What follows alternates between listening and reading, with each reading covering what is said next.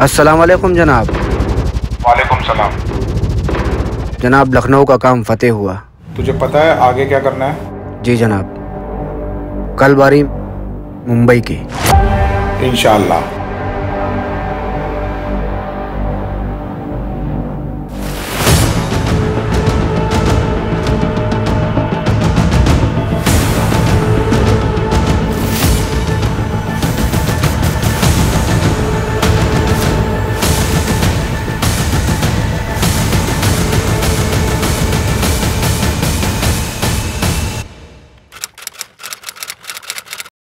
Good morning guys. Morning. Intelligence ने कल एक कॉल इंटरसेप्ट की थी। ये कॉल बिंडी बाजार से की गई थी। पड़ोसी मुल्क में बात हो रही थी। लगता है सर मुंबई में कुछ बड़ा होने वाला है। व्हाट? आज मुंबई में कोई बड़े इवेंट्स, कोई वीआईपी या कोई मिनिस्टर के? विकास, आज की लिस्ट निकालो। Yes sir, minister CSC session पर आने वाले हैं। कितने बजे? सर 12 बजे। 9 बज गए। हम लोगों के पास गाइस सिर्फ 3 घंटे। टीम, सीएसटी स्टेशन के आसपास के सारे सीसीटीवी कैमरा खंगालना शुरू कर दो और सीएसटी के पास हमारी जो टीम है उसको भी अलर्ट कर दो। क्विक गाइस, हम लोगों के पास टाइम नहीं है। क्विक। सर।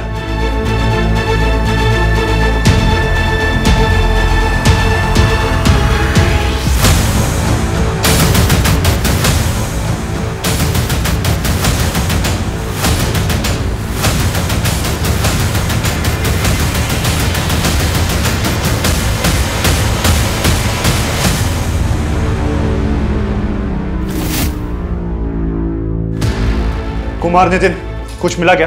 नहीं सर, अभी सर्च कर रहे हैं।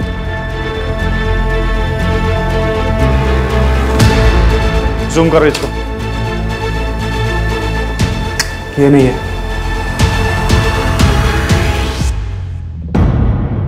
Guys, he must be a very clever person. Keep an eye on every footage. Zoom कर, जूम कर, जूम कर।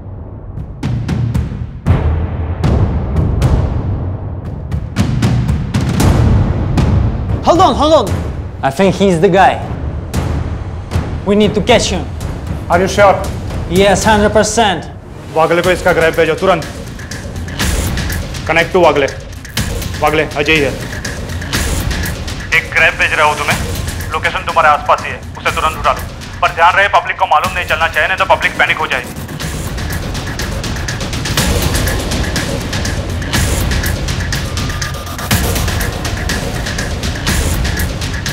Oh my God, स्टेशन के अंदर जगह है।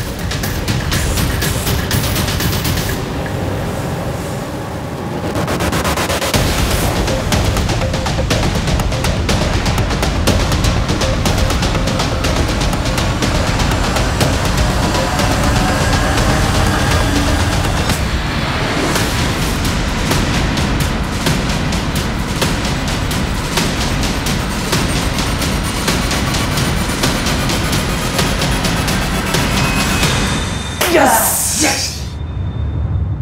Good job, guys. मैं तुम्हें फिर से पूछता हूँ, मिनिस्टर जगमोहन त्रिपाठी को क्यों मारना चाहते थे? जगमोहन त्रिपाठी को क्यों मारना चाहते थे? तुम कितना भी कोशिश कर लो, लेकिन हम कबूल नहीं करेगा।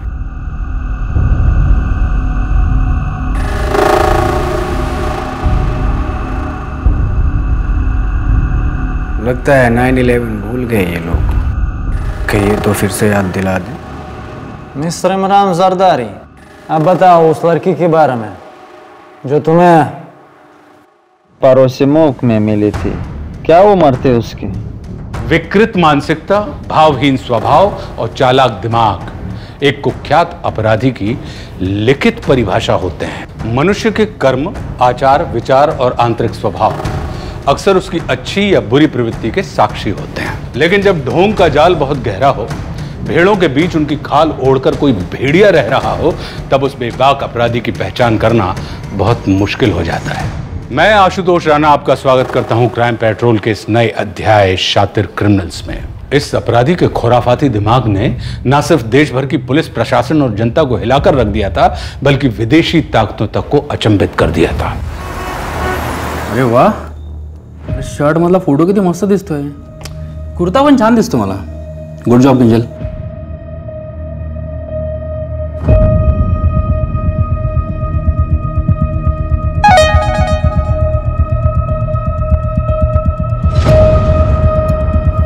दादा, आपने जो आरटीआई डाली थी ना वो नगर सेवक प्रफुल्ल मोरे के खिलाफ, उसका रिप्लाई आ गया। अच्छा, क्या है? दादा, सड़क बनाने का बजट 30 लाख का था। मुझे लगता है उसने ना मुश्किल से 10 लाख खर्चे होंगे।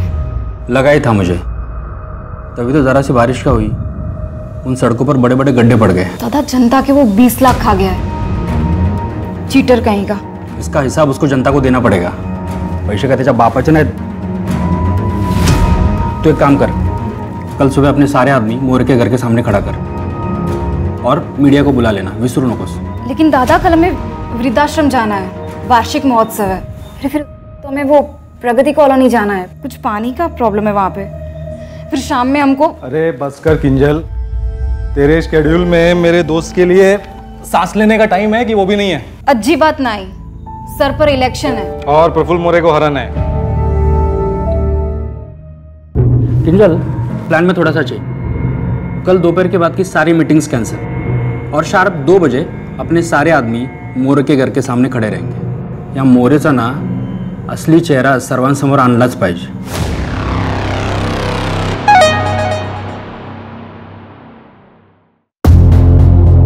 दादा, मी येते। यार हितेन, देख इलेक्शन है, प्रेशर है, मैं समझता हूँ, पर यार अपने प्रॉपर्टी वाले बिजनेस पे भी ध्यान देना जरूरी है यार। भाई घर इसी से चल रहा है। त्याच्यासाठी तू आहेस ना रितेश? हाँ। बरं चल, मी निघतो। कल मिलते हैं। Okay, bye.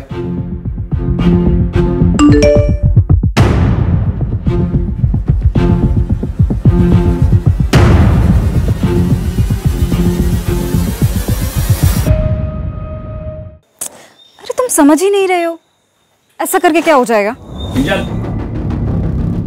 चल घर। दादा, इतनी जल्दी जा रहे हो? अगर खूब डोकं दुखता है माझा, सोचा निकल लो। तू भी एक काम कर, स्कूटर रहने दे इधर, बारिश आ रही है। चल मेरे साथ। दादा, लेकिन मैं घर नहीं जा रही हूँ। मेरी फ्रेंड पायल है ना, उसका एक्सीडेंट हो गया, वो सिटी हॉस्पिटल में एडमिट है। मैं बस वहीं जा रही हूँ उसको मिलने। अरे तो मैं हॉस्पिटल छोड़ दूंगा ना। चल, बारिश आ रही है, चल जल्दी। बाद में कॉल करती हूँ।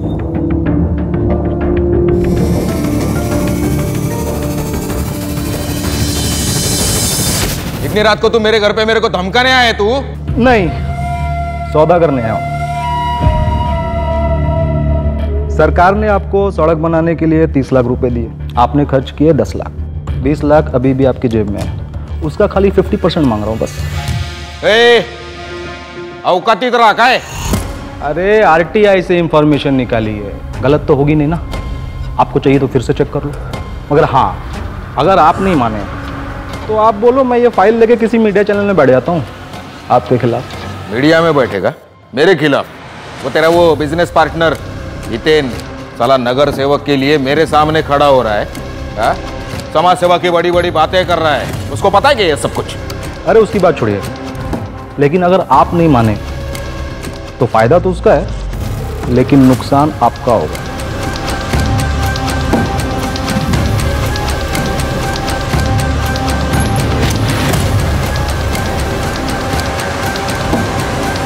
ठीक है, रोकड़ा चलेगा?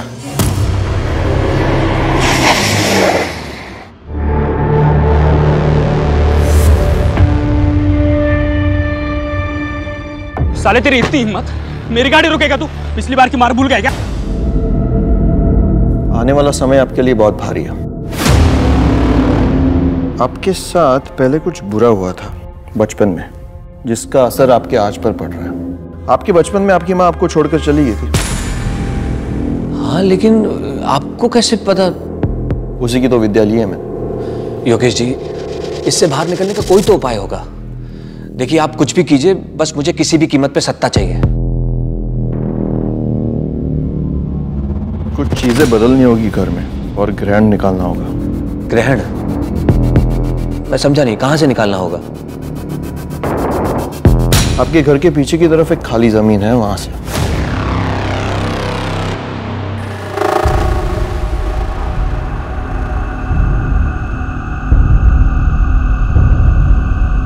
कौन है? कौन है वहां?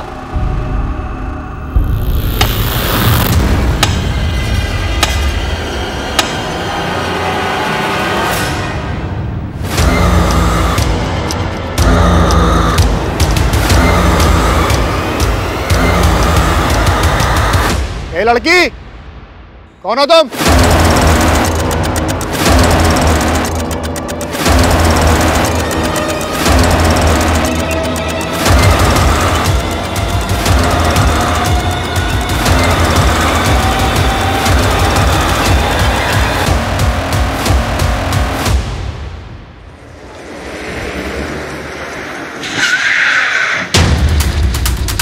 हाँ पाटिल सर, गाड़ी जबरदस्ती रोकी गई है।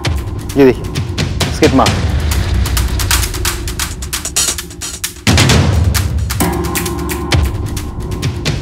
पाटिल सर, ये देखने दे, किसी की चबाई हुई लगती है। एविडेंस बैग में डालो सर। और बॉडी कहाँ है सर? इस तरफ आइए।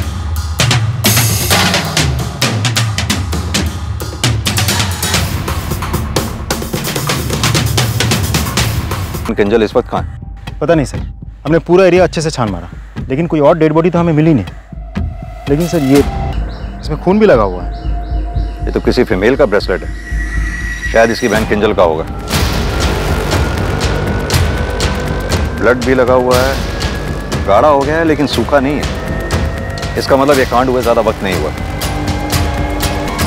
यानी कि विक्टिम पे हमला वहां हुआ है, विक्टिम अपनी जान बचाकर भागता हुआ यहां आया, कातिल इसके पीछे भागता भागता यहां आया और यहां आकर इसे मार डाला। पाटिल, आसपास का एरिया फिर से सर्च करो, शायद कोई सबूत हाथ लग जाए। जल्द से जल्द हमें किंजल को ढूंढना होगा। सर।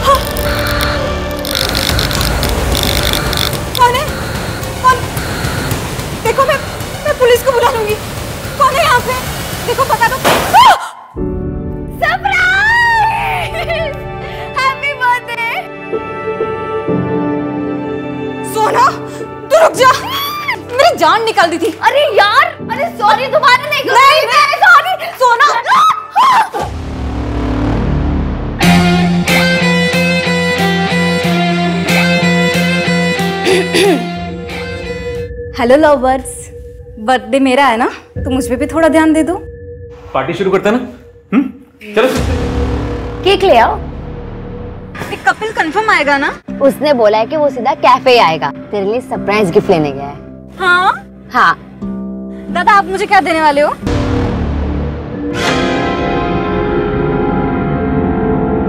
कपिल, साले एक बार बाहर आने दे, साले छोड़ूंगा नहीं, याद रखना छोड़ूंगा नहीं तेरे को।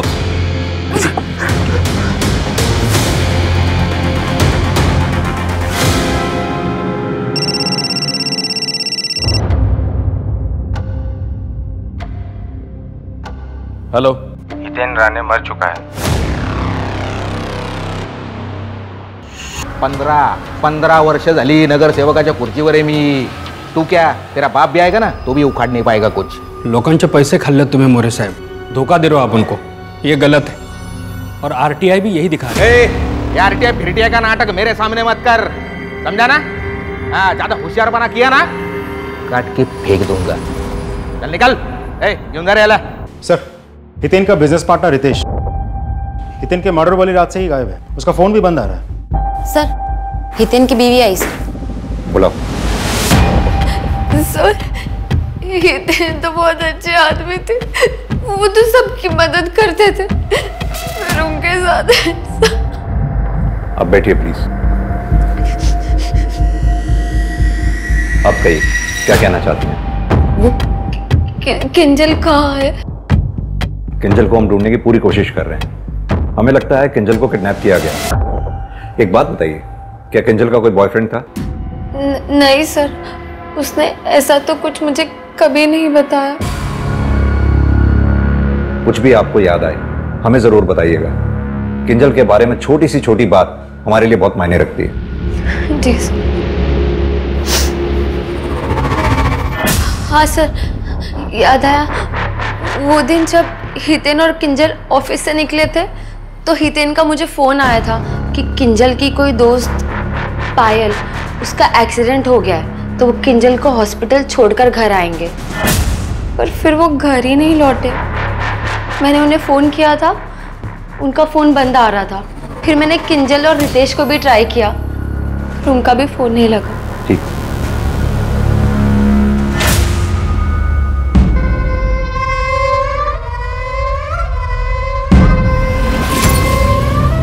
ये सब क्या चल रहा है? जब भाभी जिंदा थी आप तब भी ऐसे ही करते थे। अरे क्या बुराई है इन कपड़ों में? और वैसे भी कपड़े हमने पहने हैं, तुम्हें क्यों मिर्ची लग रही है? आप कहना क्या चाहते हैं कि आप उन लोगों की तरह हैं? आवाज नीची करके बात करो। भाई हैं तुम्हारे, अभी तुम्हारे दूध के दांत भी नहीं गिरे हैं। ये सब तुम्हारी समझ में नहीं आएगा। जाओ जाके सो जाओ। ए लड़की, कौन हो तुम? आपका दिमाग फिर गया है भैया। हमने कहा जाके सो जाओ। मुझे आपको अपना भाई कहने में भी शर्म आती है।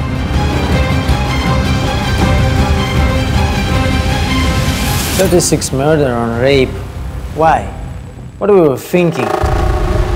Targets कैसे करते थे? रीना मालिक, ये लास्ट विक्टिम थी ना? डिम्पल, गड्ढे आते थे उनके गाल पे, हमको बहुत पसंद है।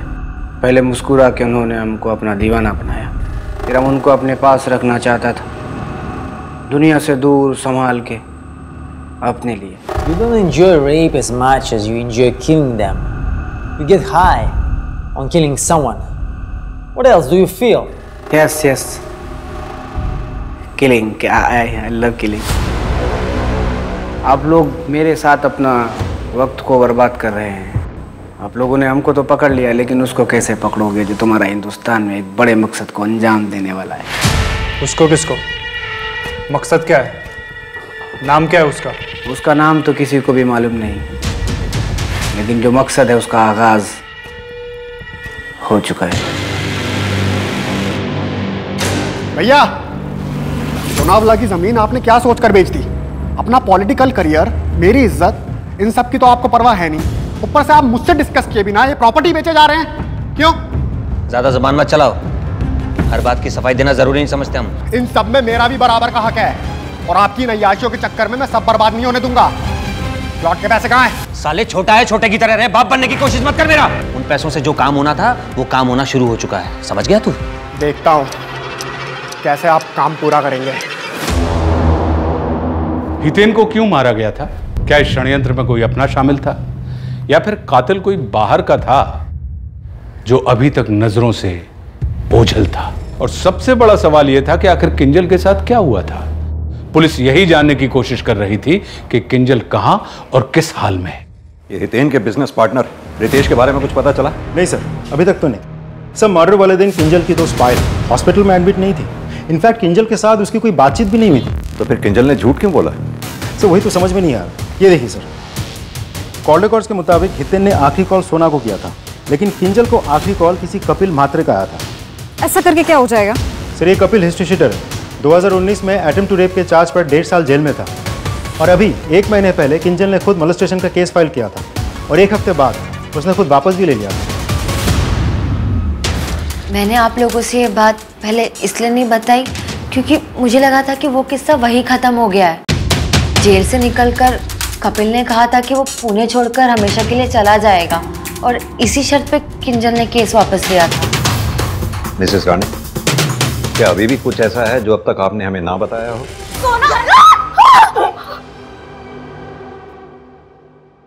नहीं सर।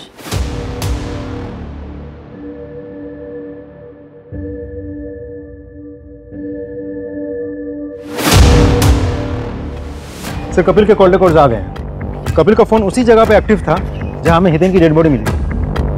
पाटिल, काफी चांसेस हैं कि किंजल को कपिल ने ही किडनैप करके कहीं रखा हो। ये कपिल को जल्द से जल्द ढूंढना होगा। सब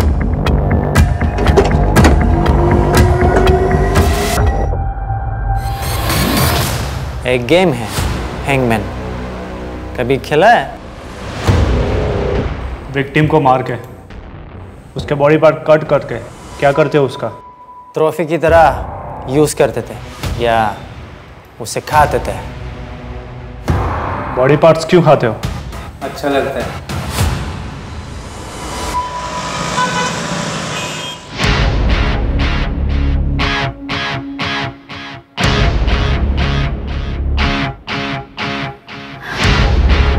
thank you so much.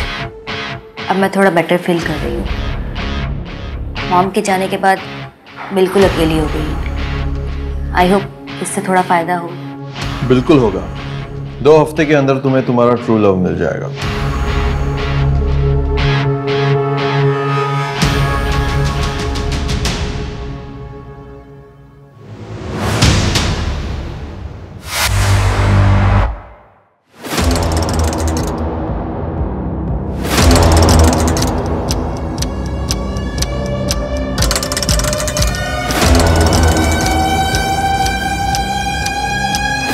Venkat तू तेरी तीन मत निकल यहाँ से। निकल निकल वरना मैं पुलिस को बुलाऊंगी। निकल यहाँ से। गुप्ता, बॉडी को तुरंत पोस्टमार्टम के लिए भेजो। सर, कपिल और सोना ये दोनों 2 साल पहले तक एक दूसरे को डेट कर रहे थे, लेकिन सर मैंने सोना के कॉल रिकॉर्ड चेक किए हैं। पिछले 1 साल में ये दोनों एक दूसरे के साथ कांटेक्ट में नहीं है। करीब 2 साल पहले किसी श्रेया नाम की लड़की ने इसी कपिल के खिलाफ अटेम्प्ट टू रेप का केस फाइल किया था ना? हाँ सर, मैंने उस केस की जजमेंट कॉपी पढ़ी है। उस केस में हितेन, किंजल और सोना तीनों ने कपिल के खिलाफ गवाही दी। फिर तो इस कपिल के पास बहुत स्ट्रांग मोटिव है। हो सकता है सारा कांड कपिल नहीं किया हो बदला लेने के लिए। वो श्रेया, उसका कोई कांटेक्ट मिला? नहीं सर, अभी तक तो नहीं। हम ढूंढ रहे हैं। सोना भी हमसे कुछ छुपा रही है। इसका फोन टैप करो। Right sir.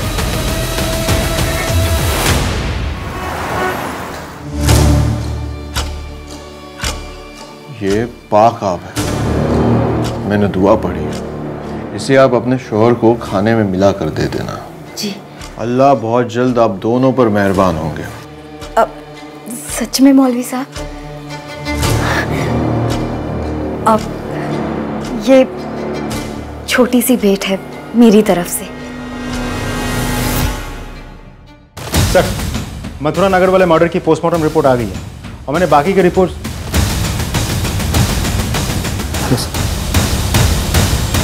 रितेश, तुम अब तक कहाँ थे तुम?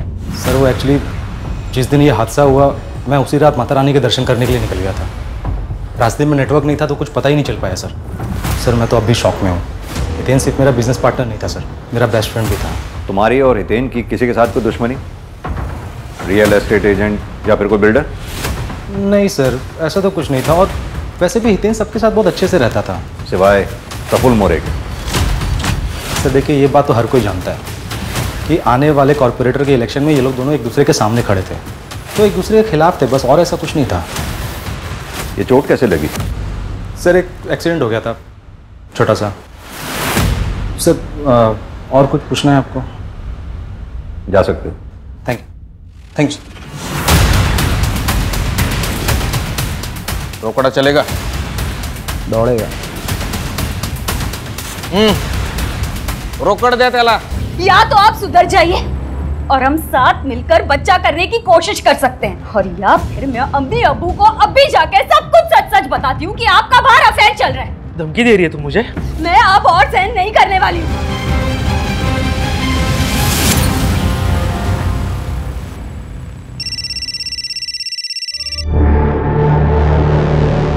हेलो। हेलो सोना, मैं बोल रहा हूँ। कपिल, तुमने क्या कर दिया? सोना देखो, मैं ये एलएम लॉज में ठहरा हुआ हूँ, तुम एक बार आके मुझसे मिल लो बस। कपिल, तुमने सब कुछ बर्बाद कर दिया, सब कुछ। दोबारा मुझे कॉल मत करना।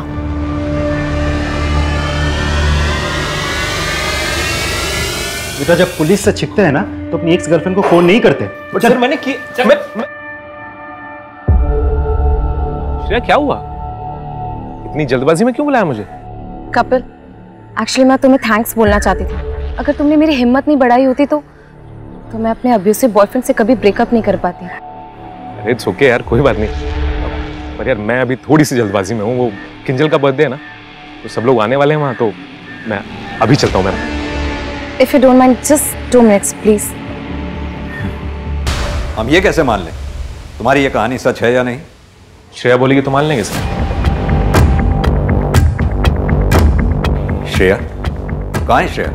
सर जब किंजल ने मुझ पे मॉलेस्टेशन का केस फाइल किया तो मैंने श्रेया को ढूंढा, और जब श्रेया मिली तो उसे अपने किए पे काफी शर्मिंदगी थी, इसीलिए मेरी मदद को राजी हो गई थी। और उसके बाद उसने किंजल को फोन किया और मिलने बुलाया। तेरे भैया हितेन ने मुझे काफी पैसे दिए थे छोटा केस करने के लिए। वो सोना से शादी करना चाहते थे। रियली सॉरी कपिल, मुझसे बहुत बड़ी गलती हो गई, प्लीज मुझे माफ कर दो। मैं भी श्रेया की तरफ दादा की बातों में आ गई। Really sorry. दादा कल की मीटिंग फाइनल कर रहे हो? दादा दादा क्या बात है, परेशान लग रहे हो? कपिल जेल से बाहर आ गया है, बार बार कॉल कर रहा है सोना। कपिल सोना का पास्ट था और मुझे पता है वो कभी भी उससे बात नहीं करेगी। अगर कर ली तो क्या होगा? अगर सोना ने उसकी गलत बातों में आके मुझे छोड़ दिया ना, तो मैं सुसाइड कर लूंगा। दादा काय बोलते तुम्ही? किंजल फक्त तूच माझी मदत करू शकतेस, प्लीज। मैं बस उस कपिल को ना हमेशा हमेशा के लिए यहाँ से भगाना चाहता हूँ। That's it. दादा काय करूंगी सांग? कपिल मुझे सारी असलियत का पता चल गया। I'm really sorry. It's okay. मैं तो तुम्हें सिर्फ सच्चाई बताना चाहता था। और ये बात हम किंजल से पूछकर कंफर्म नहीं कर सकते क्योंकि बहुत कन्वीनियंटली किंजल गायब है। उस दिन क्राइम सीन पे क्या हुआ था? तो तुम्हारा कहने का मतलब है जब तुम वहां से गए तो हितेन और किंजल दोनों ठीक थे। हितेन जिंदा था? एक्सक्यूज मी हेलो सर, एक और डेड बॉडी मिली।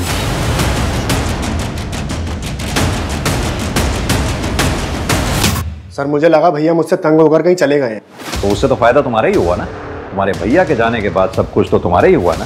सर मैंने भैया को नहीं मारा है, बस हमारा झगड़ा हुआ था किसी बात को लेकर। झगड़ा किस बात पे हुआ था? उनके पहनावे को लेकर। What? विनोद राठी ऐसे कपड़े खुद पहनते थे? जाहिर सी बात, बहुत शर्मिंदगी महसूस होती होगी फिर। सर मैं हितेन और रितेश की कंपनी के फाइनेंशियल रिकॉर्ड्स चेक कर रहा था। सर कुछ तो झोल है, देखिए।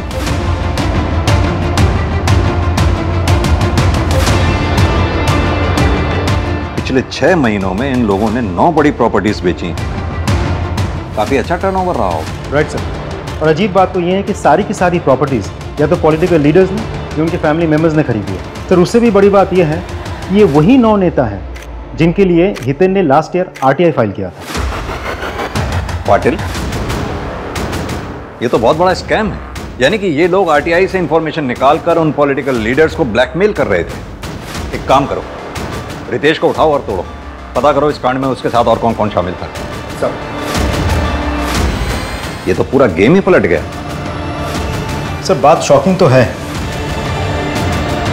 और सिर्फ यही नहीं, मेरी तो बात ये भी समझ में नहीं आ रही कि विनोद का इस तरह से हाथ क्यों काटा गया। सर एक मर्डर हुआ है, विनोद राठी नाम है विक्टिम का। राइट हैंड काटा गया है और बॉडी को पेड़ से लटकाया गया है। व्हाट? हैंगमैन जैसा? यस सर, कंट्रोल रूम से इन्फॉर्मेशन आई थी, मैंने फ्रैंक सर को भी इन्फॉर्म कर दिया है। हमें उस केस के इन्वेस्टिगेशन ऑफिसर से बात करनी पड़ेगी। ऑलराइट सर, मैं मीटिंग फिक्स करता हूँ। कुमार, अभी तक हमने इंडिया में 47 क्रिमिनल्स को इंटरोगेट किया है। ही इज पेशाई मशहूर। इनका एक केस है सोफिया डिसूजा का, और उसका किलर का मोडुस ऑपरेंडी हमारा कस्टडी में एक सीरियल किलर का उससे मैच होते हैं। एजेंट फ्रैंक, आप और आपकी रिसर्च बोथ साउंड इंटरेस्टिंग। इस रिसर्च का पर्पस क्या है? एक्चुअली हम पूरे वर्ल्ड के सीरियल किलर्स और उनका बिहेवियर का डेटा कंपाइल कर रहे हैं।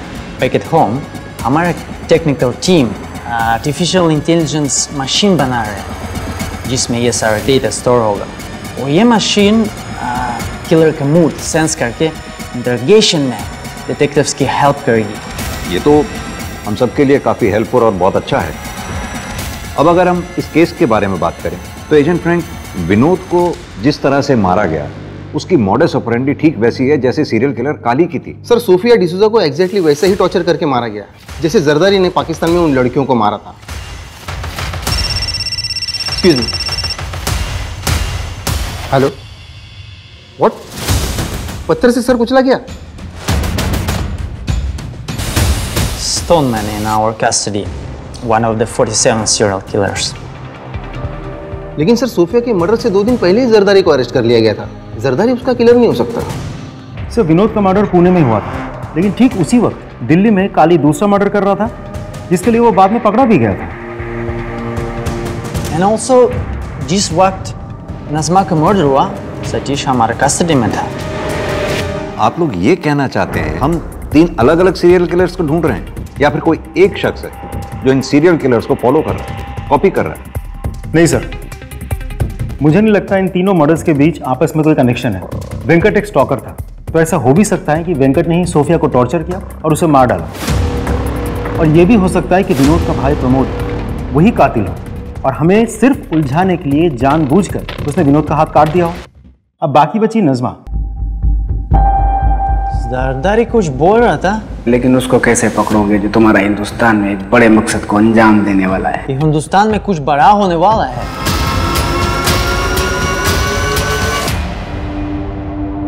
सर पिछले 1 हफ्ते में जरदारी, सतीश और काली तीनों ने एक ही साथ अपनी अपनी तबीयत खराब होने की शिकायत की और बाकायदा मेडिकल फॉर्म्स फिलअप करके भेजे। सर मैंने एडमिन ऑफिस में बोल दिया है, वो सारे फॉर्म्स रोक के रखे। पाटिल, इन तीनों किलर्स का एक साथ बीमार होना इत्तेफाक नहीं हो सकता।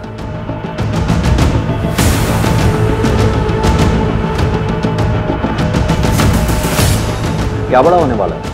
बहुत बड़ा कुछ होने वाला है। बहुत बड़ा क्या होने वाला है? कौन करने वाला है? वो शातिर है, वो हम सबसे भी ज्यादा सुपर हीरो है। वो आप लोग उस तक कभी नहीं पहुंच पाओगे, उसको कभी हरा पाओगे नहीं। नाम क्या है उसका? नाम तो किसी को नहीं पता, और ना ही किसी ने आज तक उसकी सूरत देखी है। उसकी सूरत सिर्फ उसके शिकार ने देखी होगी। अब समझ में आया। तुम लोग यहां बैठकर हमारा टाइम वेस्ट कर रहे हो सुपर हीरो की कहानियां सुना सुना के, जबकि दरअसल कोई एक क्रिमिनल है ही नहीं। ये तीनों मर्डर्स अलग अलग लोगों ने किए हैं, दैट्स ऑल।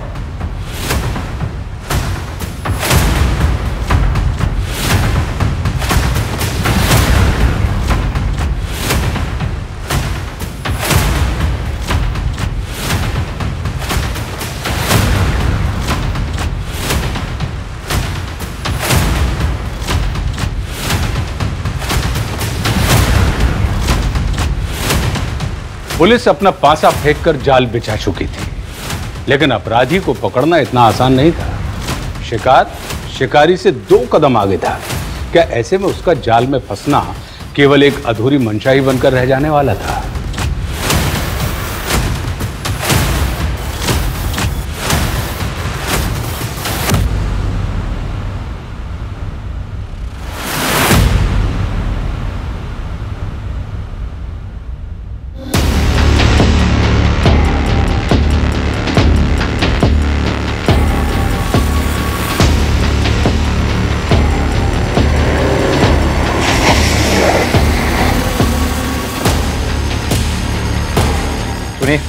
वो मेडिकल फॉर्म्स होंगे आपके पास?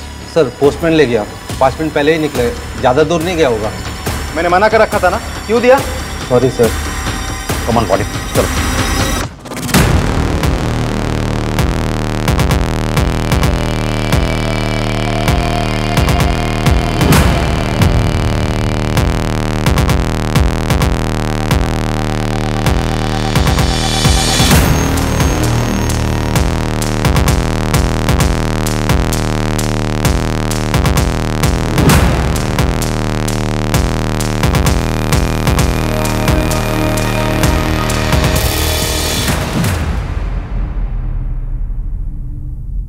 क्या लिखा है इसमें?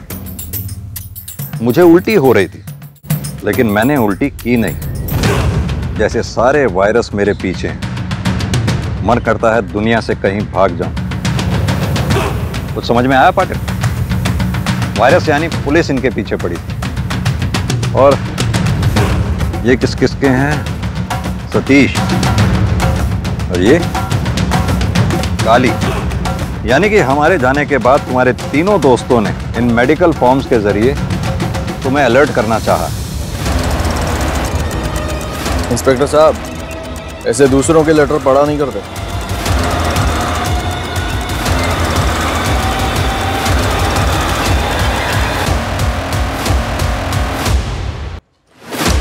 ये 2 ब्रेसलेट्स हमें मिले। ये तेरे घर से मिला, ये क्राइम स्पॉट से। किंजल का है ये। कहाँ है किंजल? बहुत आसान था, उसे बेवकूफ बनाना, मेरे प्यार के जाल में फंसाना।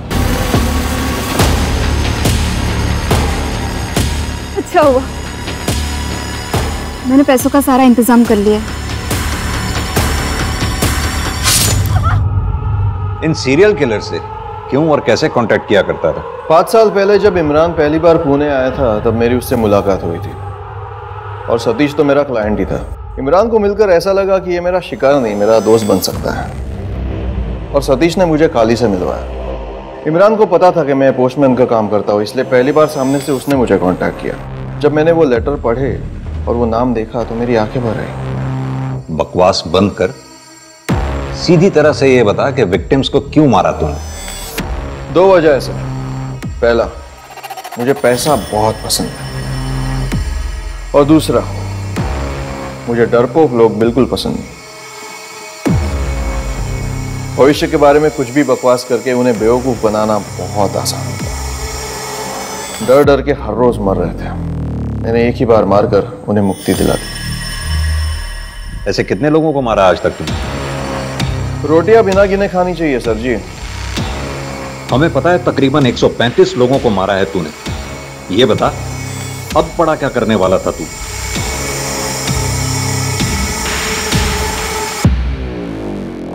जितने क्रिमिनल से बात हुई, यह सबसे अजीब लग रहा है। I am intrigued. Yes, I agree agent friend. मैंने अपने 22 साल के करियर में ऐसा क्रिमिनल नहीं देखा जो इतना काम एंड कंपोज्ड। एक बार भी उसका ब्रेन हाइपर नहीं हुआ।